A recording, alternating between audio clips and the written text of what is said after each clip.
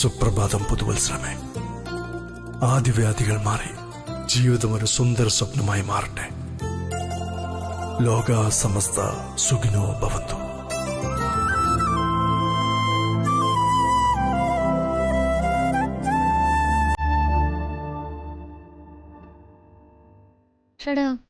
ഇതൊരു ഗ്രീറ്റിംഗ് കാർഡും ഗിഫ്റ്റ് ബോക്സും ആണല്ലോ.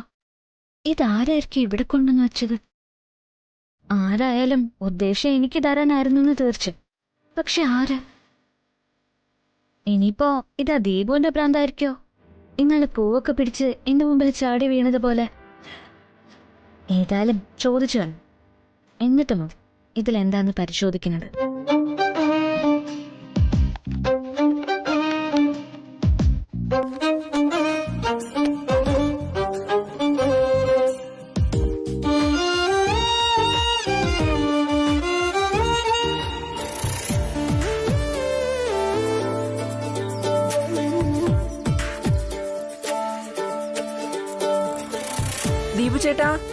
ദീപു ചേട്ടാ.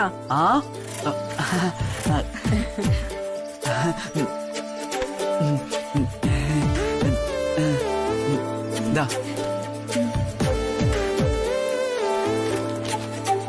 രണ്ടാളുടെ റെക്കോർഡ്സ് മുഴുവനും വരച്ചിട്ടുണ്ട്. ഈ കോക്രോച്ചിന്റെയും ഈ റൂട്ട്സിന്റെയും ഡ്രോയിങ് ചെറുതായിട്ട് തെറ്റിട്ട് മാറ്റി വരച്ചതാ. പക്ഷെ അറിയൂല. താങ്ക് യു ദീപു ചേട്ടാ. റെക്കോർഡ്സ് വരയ്ക്കുന്ന ചേട്ടന്മാര് സാധാരണ ഞങ്ങളുടെ കാശ് വാങ്ങാറുള്ളതാ. ദീപു ചേട്ടന് എത്ര രൂപയാ വേണ്ടത് പറഞ്ഞാ മതി. എന്നാ ഒരു 2 ലക്ഷം രൂപ തന്നേക്ക്. 2 ലക്ഷം രൂപയോ? ഇല്ലല്ലേ? എന്നാ പിന്നെ ചോദിക്കല്ലേ. നിങ്ങൾ എനിക്ക് രൂപയൊന്നും തരണ്ട. 10 രൂപയുടെ 2 ചോക്കോബാർ വാങ്ങിച്ചെന്നാ മതി.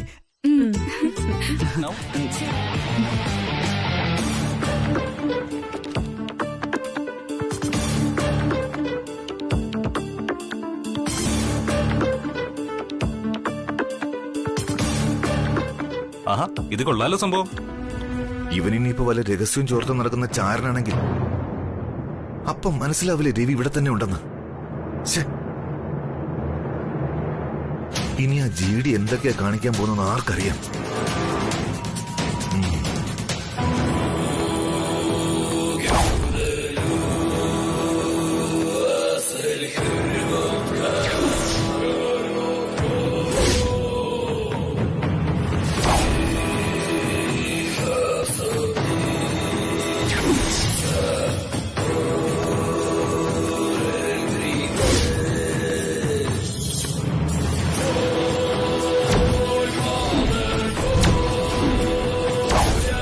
ഒറ്റയ്ക്കുള്ള വേട്ടയാണ് എനിക്കിഷ്ടം.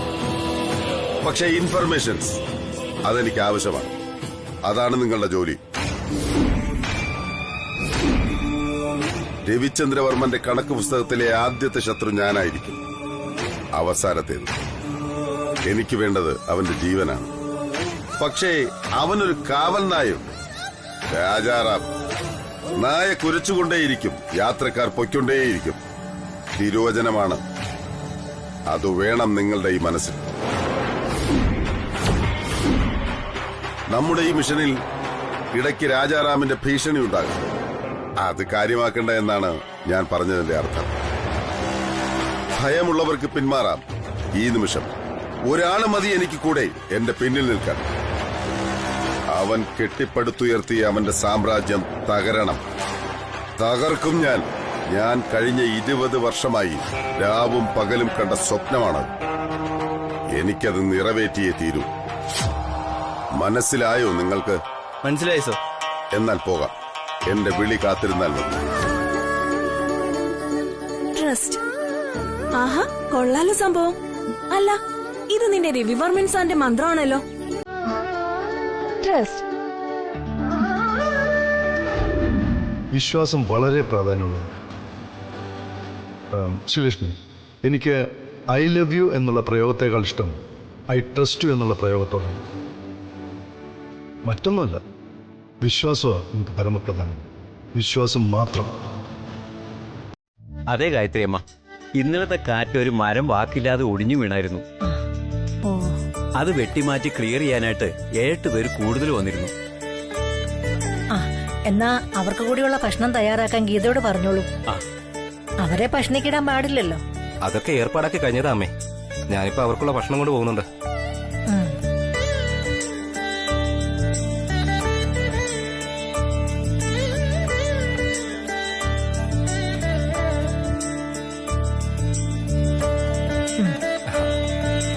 അമ്മേ, ഒരു മിനിറ്റ് രവിസാറിന്റെ റൂമിലോട്ട് വരൂ. ഒരു അത്യാവശ്യം ഉണ്ടായിരുന്നു. രവിയുടെ റൂമിലോ? എന്താ അത്യാവശ്യം? അവിടെ ഒരു സാധനം ഇരിക്കുന്നു. സ്വർണ്ണാഭരണോ? ആഭരണോ? അതെ ബാലമാമ, ഞാനും യമുനയും കൂടെ മുറി വൃത്തിയാക്കിയപ്പോ കണ്ടതാ. അവളവിടെ ഉണ്ട്. അമ്മ ഒന്ന് അങ്ങോട്ട് വന്ന് കണ്ടിരുന്നെങ്കിൽ. അതിനെന്തിനാ ഞാനിനി അങ്ങോട്ട് കയറി വരുന്നത്? ആഭരണമല്ലേ, കടിക്കുന്ന സാധനമൊന്നും അല്ലല്ലോ. ഇങ്ങോട്ട് കൊണ്ടുവരൂ, ഞാനൊന്ന് നോക്കട്ടെ. ബലമ്മ. ആ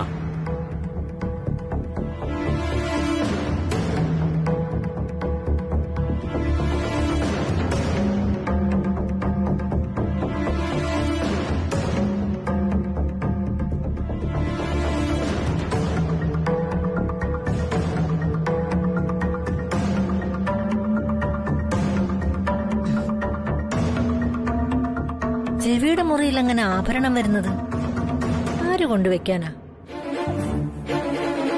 അവിടെ ബഹളമൊന്നും ഇല്ലാത്തോണ്ട് ഈ വീട് ഉറങ്ങിയ പോലെയായല്ലോ. അത് പകൽ ഈശ്വരിയമ്മ ഇവിടെ വന്നിരുന്നു. അതിന്റെ എന്തോ ഹാങ് ഓവറാ. കൃത്യമായിട്ട് എനിക്ക് അറിയില്ല.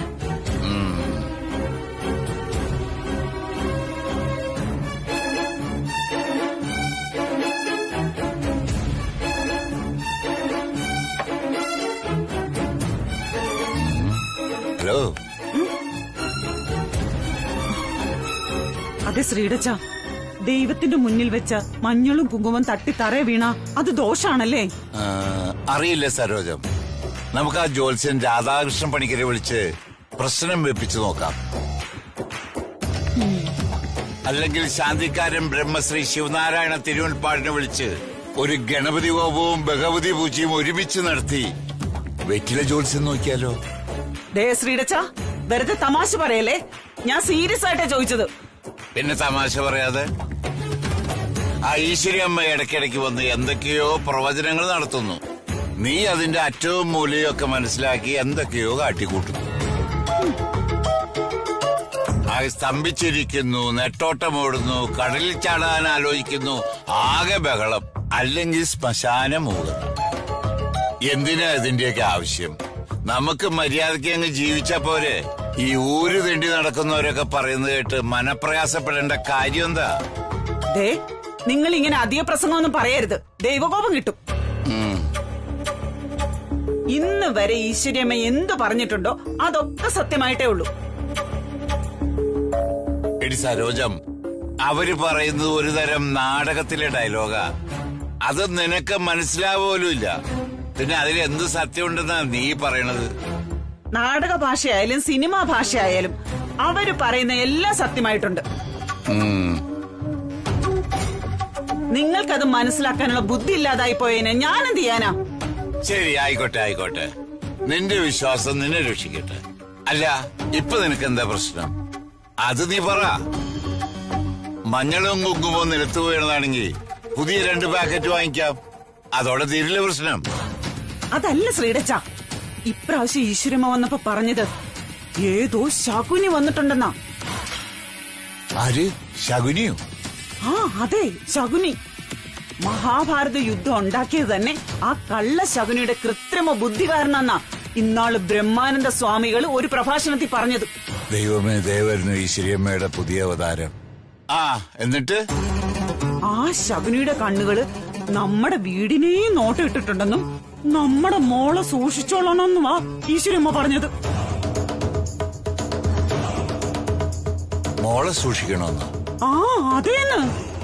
അതല്ലേ എനിക്ക് ഒരു സമാധാനം ഇല്ലാത്തത്.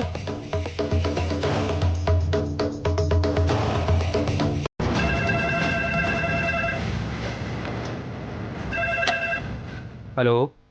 ഹലോ ഇർഷാദ്, ഇപ്പോഴാ ടിവിയുടെ കോള വന്നത്. ഫോൺ നമ്പറും സ്ഥലവും ടാപ്പ് ചെയ്തു നിങ്ങൾ? സോറി സാർ, ടവർ പരിധിയിൽ എറർ കാണിക്കുന്നു. കൃത്യമായിട്ട് സ്പോട്ട് ചെയ്യാൻ പറ്റിയില്ല. ഞങ്ങൾ ട്രൈ ചെയ്യുന്നുള്ളൂ സാർ. നെക്സ്റ്റ് ടൈം തീർച്ചയായിട്ടും പറ്റും.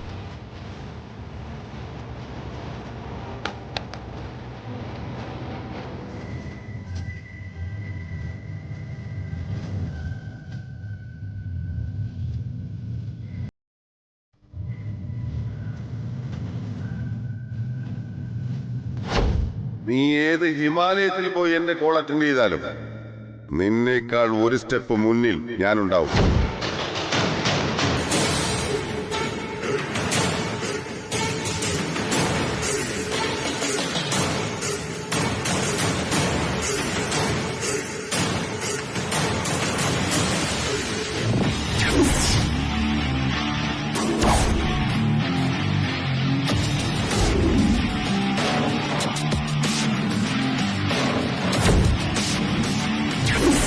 എന്റെ ദൈവമേ, അപ്പൊ അമ്മയടുത്ത്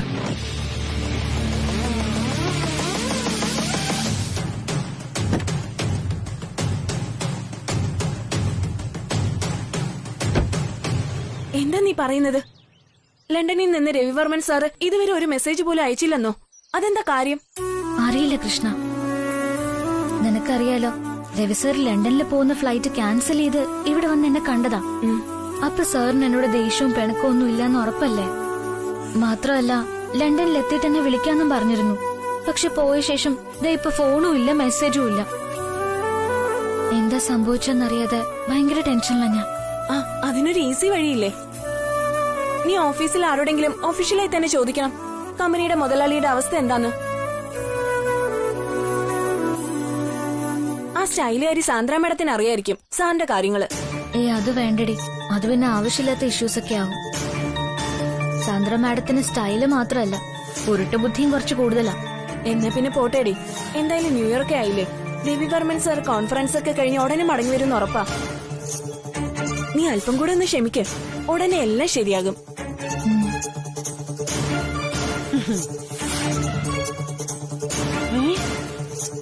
ഈ പെണ്ണ് ഇതുവരെ പോയില്ലേ ഇവിടുന്ന്?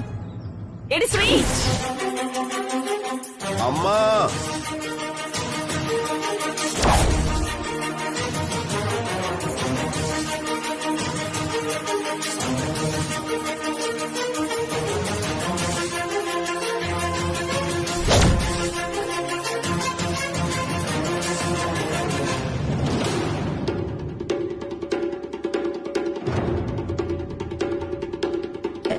ഇവിടുന്ന് ആരും ഗ്യാസിനെ വിളിച്ചു പറഞ്ഞിരുന്നില്ലല്ലോ. പറഞ്ഞിരുന്നമ്മ, ഒരു പുരുഷനാ വിളിച്ചു പറഞ്ഞത്. ആ ബാലമ്മനായിരിക്കും അമ്മേ. കുറ്റി തീരാറായി, പുതിയത് ബുക്ക് ചെയ്യണമെന്ന് സുകന്യെ പറഞ്ഞ് ഏൽപ്പിച്ചിരുന്നു. ശരി, നീ പോയി കാശ് എടുത്തോണ്ട് വാ. ആ ഗോപിയോടെ ഇത് വന്ന് എടുത്തോണ്ട് പോവാൻ പറ. ശരി, താഴെ വെച്ചോളൂ.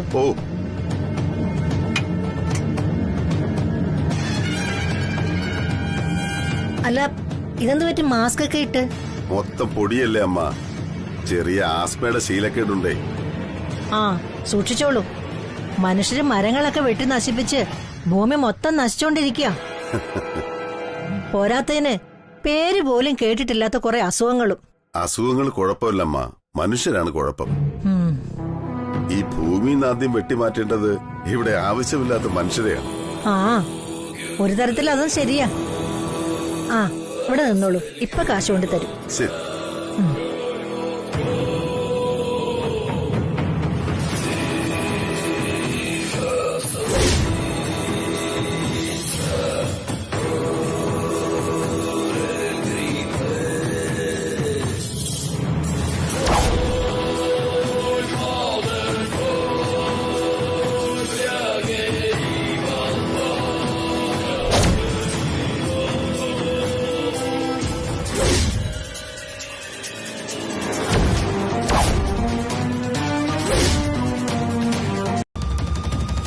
ഇങ്ങനെ പോയി എനിക്ക് ഭ്രാന്ത് പിടിക്കും. ചുറ്റും ബോഡി ഗാർഡ്സും ഗൺമാന്മാർ. ഇതിനേക്കാൾ നല്ലത് ആ ജീവിയുടെ മുമ്പിൽ പോയി തലകുനിച്ചു കയ്യും കെട്ടി നിൽക്കുന്നത്. രവി പ്ലീസ്, നീ ഈ രീതിയിൽ ചിന്തിച്ച പിന്നെ ഞാൻ ചെയ്യുന്നതൊക്കെ അർത്ഥശൂന്യാവും. ബി വിത്ത് മീ, സഹകരിക്കണം പ്ലീസ്. സോറി, നിനക്കിനി എന്ത് തോന്നിയാലും ശരി, ഞാൻ ഇനി പറയുന്നതാണ് സത്യം. നീ ഇപ്പൊ ഈ ചെയ്തുകൊണ്ടിരിക്കുന്നതും എന്റെ വിലപ്പെട്ട സമയവും അത് രണ്ടുമാണ് അർത്ഥശൂന്യമായിക്കൊണ്ടിരിക്കുന്നത്.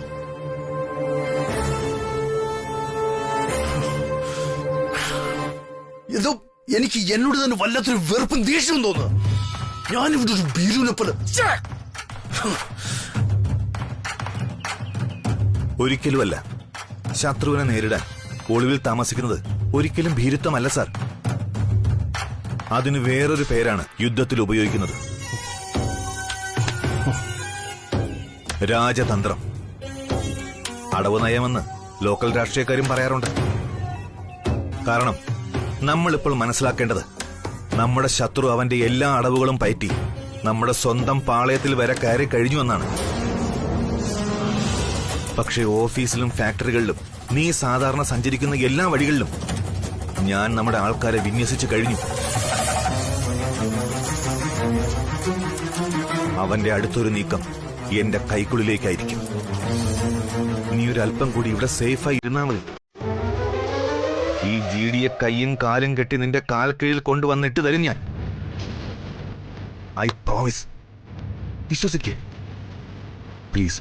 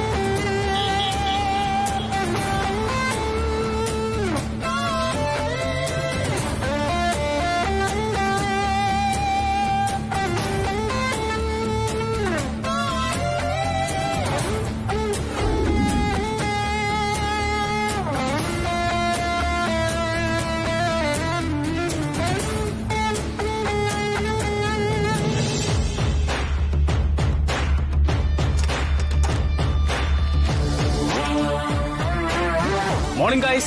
Good morning, sir. Please eat.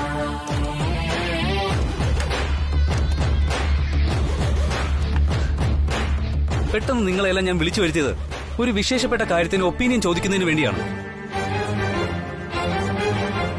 ഇത് മിസ്റ്റർ രഞ്ജിത്ത്. ഇദ്ദേഹം നമ്മുടെ കമ്പനിക്ക് വേണ്ടി ഡിസൈൻ ചെയ്ത കലണ്ടർ വർക്കുകളാണ് ഇവ. Mister Ranjith, please. സർ.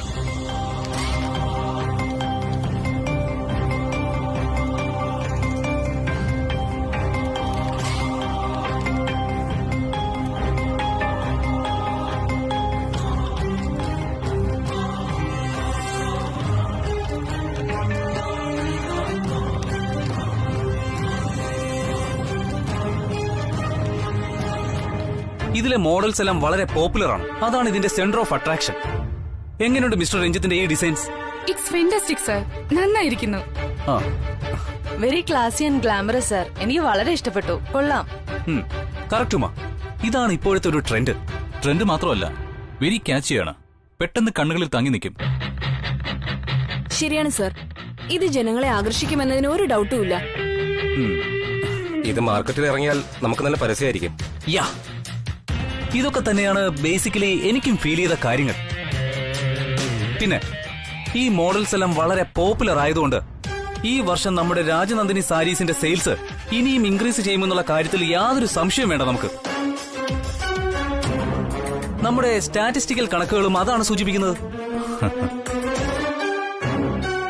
നിങ്ങൾ നോക്കിക്കോളൂ, രഞ്ജിത്തിന്റെ ഈ കലണ്ടർ ഡിസൈൻ മാർക്കറ്റിൽ ഒരു ട്രെൻഡി ആയി തീരുമെന്നുള്ളത് ഉറപ്പാണ്. സർ, അത് പിന്നെ അത് സാറിന് ഇഷ്ടമായില്ലെങ്കിൽ സാറിന് എന്നെ ഗെറ്റ് ഔട്ട് അടിക്കാം. അതല്ലാതെ പോവാൻ പറയരുത് സർ. ആ, ശരി ശരി, പെട്ടെന്നാവട്ടെ. ഉടൻ പറഞ്ഞു തീർത്തിട്ട് പോവാൻ നോക്ക്. Okay sir, thank you very much. Sir, ഈ രാജ്യത്ത് നമ്മുടെ സംസ്കാരവുമായി ബന്ധപ്പെട്ട് ധാരാളം ഉത്സവങ്ങളുണ്ട്. ഓരോ ഉത്സവങ്ങൾക്ക് പിന്നിലും അതിന്റേതായ ഓരോ കഥകളും.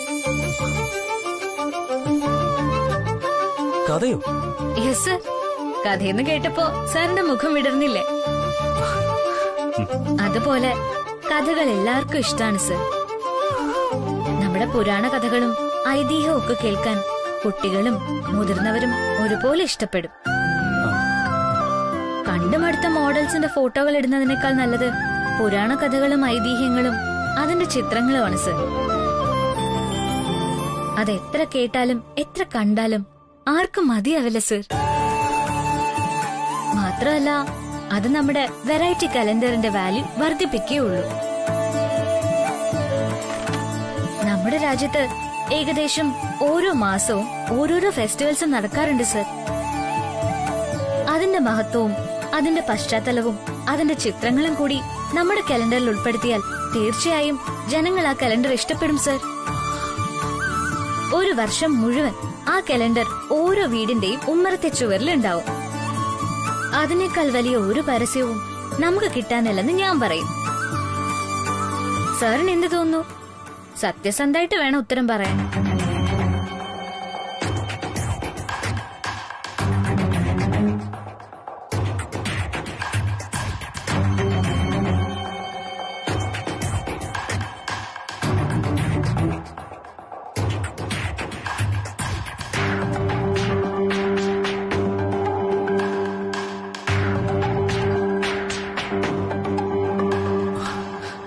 Good idea.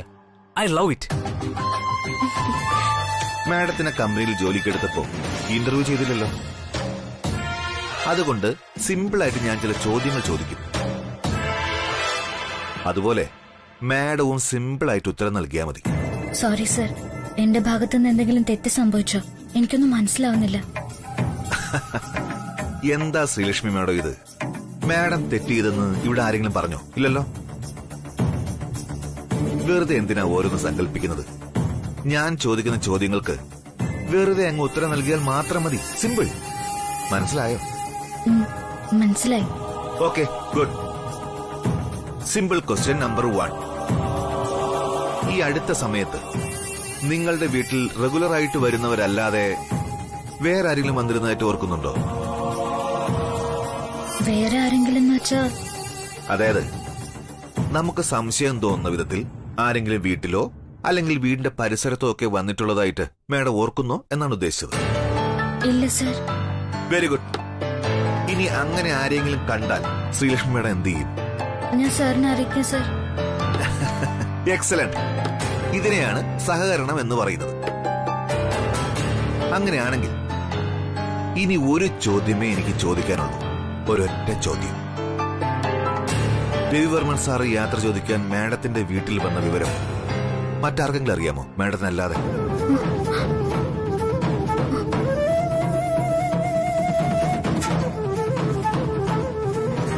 അറിയില്ല, കണ്ടില്ല, കേട്ടില്ല. രവിവർമ്മന്റെ ഫാനാണ് പോലും. ഫാൻ. അവന്റെ എന്ത് ഡീറ്റെയിൽസ് നിനക്കറിയാമെന്ന് നീ വീമ്പളക്കാറുണ്ടല്ലോ. എന്നിട്ട് tell me, where is he now? അവൻ എവിടെയുണ്ടെന്ന് ചെറിയൊരു സൂചന. അത് ചോദിക്കുമ്പോഴാണ് നീ ഇങ്ങനെ തലകുനിഞ്ഞു നിൽക്കുന്നത്. Don't you feel ashamed?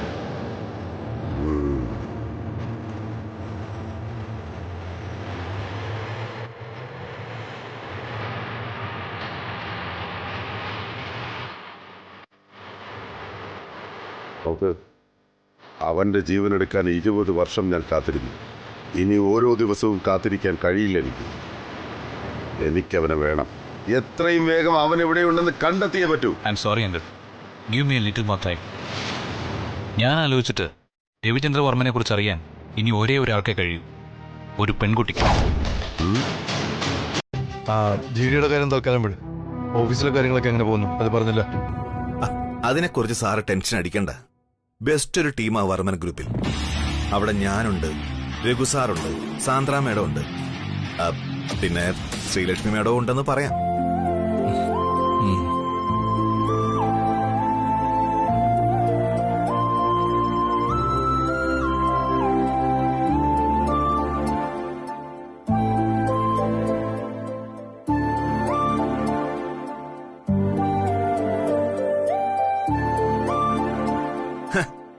അവന്റെ മുഖത്തെ ഒരു തെളിച്ചം നോക്ക്. അതെ, ശ്രീലക്ഷ്മി എന്ന പേര് പറയുന്നതിന് മുമ്പ് 2-3 പേരുകൾ ഞാൻ പറഞ്ഞു. അപ്പൊ ഈ തിരുമുഖത്ത് തിളക്കൊന്നും കണ്ടില്ല. നമ്മളൊക്കെ ശത്രുക്കളുടെ ലിസ്റ്റിലാണോ? അല്ല, അറിയാൻ വയ്യാഞ്ഞിട്ട് ചോദിക്കുക. താൻ ഇനി കൂടുതൽ വിശദീകരണത്തിനൊന്നും പോകണ്ട. ഞാൻ എല്ലാം വരവച്ചു. എന്താ അതുപോലെ മതി. ഏതിനും സാറിന്റെ മനസ്സിന് സുഖം തരുന്ന ഒരു കാര്യം കൂടി പറഞ്ഞോളെ. രാജനന്ദിനി കലണ്ടർ ഡിസൈനിൽ ശ്രീലക്ഷ്മി രഘുസാറിന് പുതിയൊരു ഐഡിയ സജസ്റ്റ് ചെയ്തു. രഘുസാർ അതിൽ ഇംപ്രസ്ഡ് ആയി bulk order കൊടുത്തിരിക്കുക.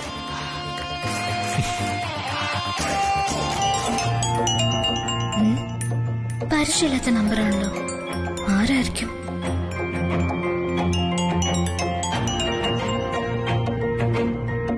Hello Sreelakshmi, രവിവർമ്മനാണ്.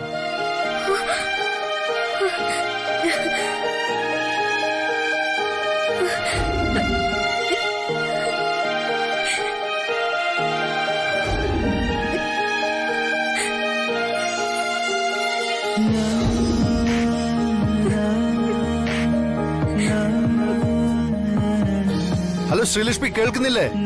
Can you hear me? ഞാൻ രവിവർമ്മനാണ്. കേൾക്കാം. സർ, സത്യമായിട്ട് സാറാണോ ഇത്? എനിക്ക് വിശ്വസിക്കാലോ അല്ലേ? ഞാൻ വിശ്വസിച്ചോട്ടെ? ശബ്ദം മനസ്സിലായില്ല അതെനിക്ക്. ഇനി എന്താ സംശയം? വിശ്വസിച്ചോളൂ, ഇത് ഞാൻ തന്നെയാ. പക്ഷേ ഞാൻ തൊട്ടടുത്തില്ലാത്തതുകൊണ്ട് നുള്ളി നോക്കി വിശ്വസിക്കാൻ അല്പം പ്രാക്ടിക്കൽ പ്രോബ്ലം ഉണ്ട്. അതുകൊണ്ട് ഞാൻ വാക്ക് തരുന്നു, തനിക്ക് എന്നെ വിശ്വസിക്കാം. This is Ravi Varman speaking here. വേണ്ട, സാർ എന്നോട് മിണ്ടണ്ട. ലണ്ടനിലെത്തിയ ശേഷം ഫോൺ ചെയ്യാന്ന് പറഞ്ഞിട്ട് ഇതുവരെ ഫോണും ഇല്ല, മെസ്സേജും ഇല്ല. ഞാൻ സാറിന്റെ ഫോണും പ്രതീക്ഷിച്ച് എത്ര കാത്തിരുന്നറിയാമോ? ടെൻഷന് സങ്കടം കൊണ്ട് പേടിച്ചു പോയി ഞാൻ. ശ്രീലക്ഷ്മി, അത് ഞാനിവിടെ സോറി, റിയലി സോറി. എന്റെ തിരക്കുകള്. ഇറ്റ്സ് ഓക്കെ സർ, പോട്ടെ. എനിക്കറിയാം സാറിന് തിരക്കായിരിക്കുന്നു. എന്നാലും ഇപ്പൊ ഫ്രീ ആയപ്പോ എന്നെ വിളിച്ചല്ലോ, അത് മതി. എനിക്ക് വളരെ സന്തോഷായി. പിന്നെ സർ, എങ്ങനെ ഇരിക്കുന്നു അവിടുത്തെ കാര്യങ്ങള്? ലണ്ടനിലിപ്പോ തണുപ്പ് കൂടുതലാണോ അതോ കുറവാ? കുഴപ്പമില്ല, സഹിക്കാവുന്ന തണുപ്പേ ഉള്ളൂ. ഐ മീൻ ലണ്ടൻ കോൺഫറൻസിനെ കുറിച്ചോ മറ്റോ? ഇല്ല നന്ദൻ, എനിക്ക് ഒരു വിവരവും കിട്ടിയിട്ടില്ല. ഞാൻ ജോയിൻ ചെയ്തിട്ട് സാർ ഇത്രയും ഒരു ഗ്യാപ്പ് ഇടുന്നത് ആദ്യമായിട്ടാ. ഒന്ന് ഫോണെങ്കിലും വിളിച്ച് അന്വേഷിക്കായിരുന്നു സാറിന്. അത് കള്ളം. താൻ ഇതിനു മുമ്പ് തന്നെ സാറിനെ ബന്ധപ്പെട്ട് കാണുമെന്നാണ് ഞാൻ വിശ്വസിക്കുന്നത്. ഞാനോ? അതെ, ഞാൻ നേരിട്ട് കണ്ടതല്ലേ താൻ സാറിനെ ബന്ധപ്പെടാൻ ഒരുപാട് ട്രൈ ചെയ്യുന്നത്. ഓർത്തു നോക്ക്, അന്നൊരു ദിവസം, അന്നാണ് നമ്മുടെ ഫോണുകൾ പോലും മാറിപ്പോയത്.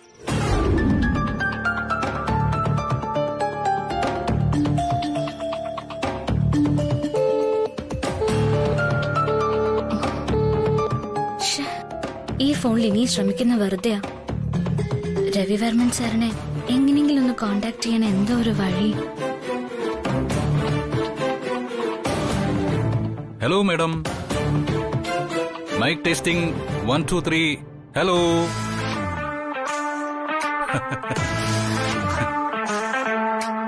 എന്താടോ ഡല്ലായിരിക്കുന്നേ? കോഫി പറയട്ടെ, ഒരു ഉന്മേഷം കിട്ടാൻ? വേണമെന്നില്ല. എന്റെ അമ്മേ, മുഖത്തടിച്ച പോലെ തർക്കുത്തരമാണല്ലോ. തനിക്കിത് എന്തു പറ്റി? ആകെ ഒരു വശപ്പശക്. ഇനിയിപ്പോ നമ്മുടെ ലേഡി ബോസ് ഷൗട്ട് ചെയ്തതിന്റെ മൂഡ് ഔട്ട് വല്ലതാണോ? ഏയ്, മാഡം ഷൗട്ടൊന്നും ചെയ്തിട്ടില്ല. പിന്നെ ഇത് എന്തു പറ്റി? രവിവർമ്മൻ സാറിനെ ഫോൺ വിളിച്ചിട്ട് കിട്ടാത്തതാണല്ലേ വിഷയം?